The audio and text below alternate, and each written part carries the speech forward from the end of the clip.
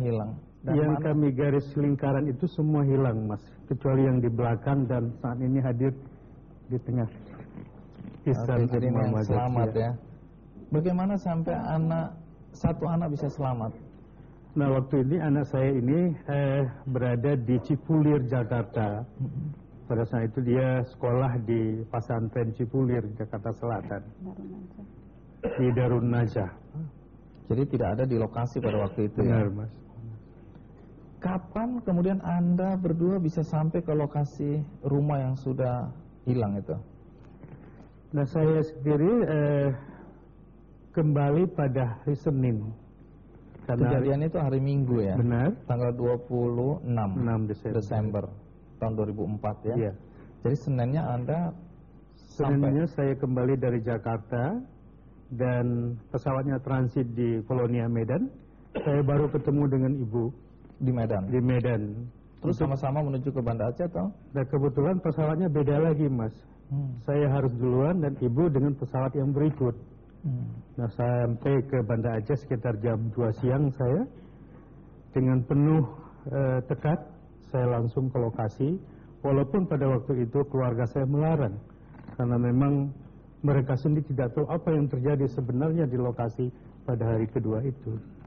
Baik, tentu penonton ingin tahu apa yang Anda lihat di lokasi ketika Anda tiba ya. Tapi sebelum Anda jawab, kita rehat sejenak, saya akan segera kembali.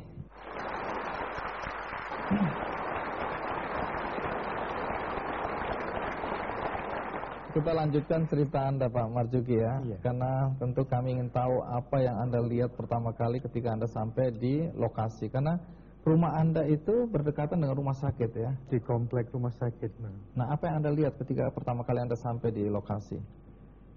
Begitu posisi kami tidak bisa ditembus lagi dengan kendaraan, bahkan kendaraan roda 2, sekitar 3 kilo dari lokasi rumah sakit.